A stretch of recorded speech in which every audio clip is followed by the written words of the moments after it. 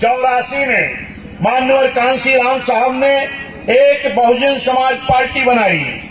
माननीय कांसी राम साहब ने जब पार्टी बनाई तो एक चीज देखा कि बाबा साहब ने तो अथक प्रयास करके संघर्ष करके सभी जाति समाज के लोगों को वोट का अधिकार दिया था, लेकिन इस देश में जितनी भी राजनीतिक पार्टियां रही हैं 1952 में वोट पड़ना शुरू हुआ, 84 में बीएसपी बनी है। इसके पहले तमाम ऐसे समाज के लोग थे जो वोट तो देते थे लेकिन वोट लेने का अधिकार उनको नहीं था, यानी उनको चुनाव लड़ने का अधिकार नहीं था। धन्य माननीय कांसी राम साहब माननीय बहन जी ने एक नारा दिया कि जिसकी जितनी संख्या भारी उसकी उतनी हिस्सेदारी भागीदारी इस देश में बहुजन समाज पार्टी देने का काम करेगी। मेरे सम्मानित साथियों, पहली बार जिन समाज के लोगों को राजनीतिक भागीदारी पहले मिलती थी उनको भी देने का काम किया। जिन समाज के लोगों को राजनीतिक भागीदारी कभी नहीं मिलती थी उनको भी देने का काम किया। माननीय कांसी राम साहब की इस विचारधारा के तहत जो इस देश में 52% बैकवर्ड आबादी वाले समाज के लोग थे, इनकी राजनीतिक भागीदारी मात्र 1.5 से 2% ही मिलती थी।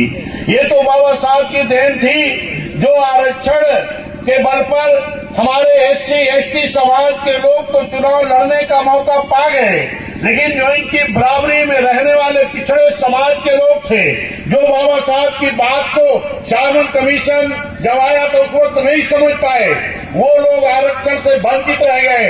लेकिन माननीय कांसी राम साहब ने बाबा साहब के विचारों पर चलते हुए, बहुजन महापुरुषों के विचारों पर चलते हुए अपनी पार्टी बना करके उन सभी समाज के लोगों को राजनीतिक भागीदारी देने का काम किया जिनको 32 साल तक चुनाव लड़ने का मौका इस देश में राजनीतिक दलों ने नहीं दिया था। चाहे वो निषाद समाज के लोग हों, चाहे वो पाल समाज के लोग हों, चाहे प्रजापति समाज के लोग हों, चाहे विश्वकर्मा समाज के लोग हों, चाहे नाई समाज के लोग हों, चाहे राजभर समाज के लोग हों, चाहे लोहार विश्वकर्मा समाज के लोग हों, चाहे प्रजापति समाज के लोग हों, तमाम ऐसी जाति समाज के लोग हैं जिनको बहुजन समाज पार्टी बनने के पहले कभी चुनाव लड़ने का मौका नहीं मिला था। और यहाँ तक कि जो माननीय कांसी डॉक्टर बी.आर. अम्बेडकर साहब ने जब साइमन कमीशन की लड़ाई लड़ रहे थे उस वक्त जिन लोगों ने बाबा साहब की बात को माना था उनका नाम सूची में दर्ज हो गया, वही एससी और एसटी की सूची में आए और उनको आरक्षण मिला। जो लोग बाबा साहब की बात को नहीं समझ पाए वो पिछड़े के पिछड़े रह गए। धन्य है बाबा साहब जिन्होंने अपने संविधान में आर्टिकल 340 के तहत उनको भी आरक्षण दे करके चले गए थे। मेरे सम्मानित साथियों, उनके आरक्षण के लिए पहली बार 1952 में पिछड़ों के लिए कमेटी बनी, 1957 में कमेटी की रिपोर्ट आ गई, लेकिन मेरे साथियों इस देश के हुकूमत करने वाले लोग उनके आरक्षण की व्यवस्था नहीं किया। 77 में एक बार बात भी चली, जब एक बार बात भी चली तो जो उस वक्त कांग्रेस की सरकार 1952 से ही चलना शुरू हुई 77 तक रही है, और वही कांग्रेस के लोग हैं जो आज कहते हैं कि हम सबकी भागीदारी देंगे। 77 तक इन्होंने 52% पिछड़ों का मंडल कमीशन लागू नहीं होने दिया था।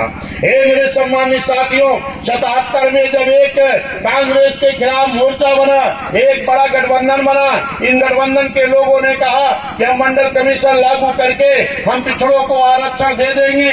मेरे सम्मानित साथियों, जैसे सरकार बन गई तब उन्होंने कहा कि ये जो रिपोर्ट आई है ये पुरानी हो गई है। कमेटी कब बनी थी? 52 में। रिपोर्ट कब आई थी? 57 में। लागू होने की बात कब हुई?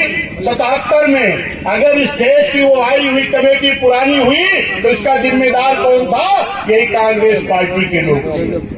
फिर से एक नई कमेटी बनी जिस कमेटी का नाम रखा गया मंडल कमीशन। इसके पहले बनी थी काका कालेलकर आयोग की रिपोर्ट जो 1952 में बनी थी।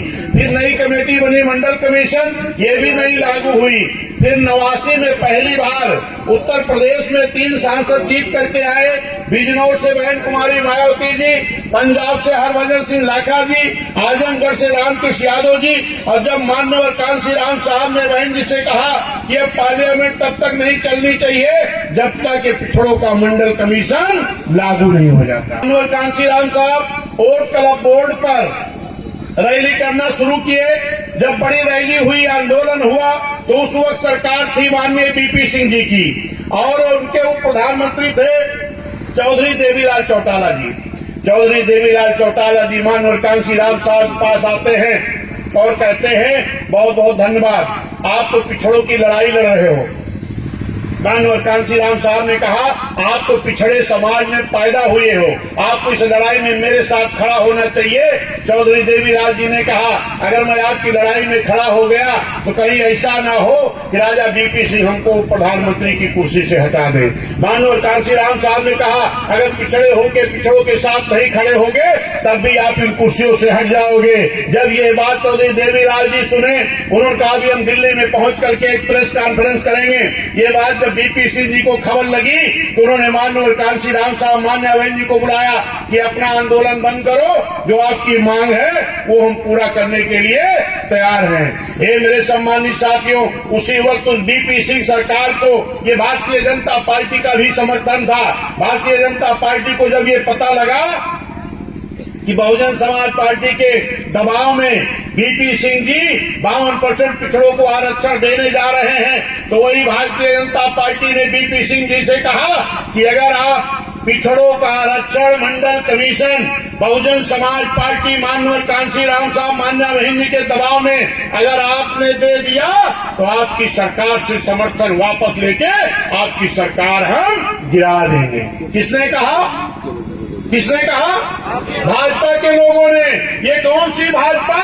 वही भाजपा जिस भाजपा को आज नादानी के नाते, नासमझी के नाते हमारा पिछड़ा समाज अपने कंधे पर लेकर के ढो रहा है।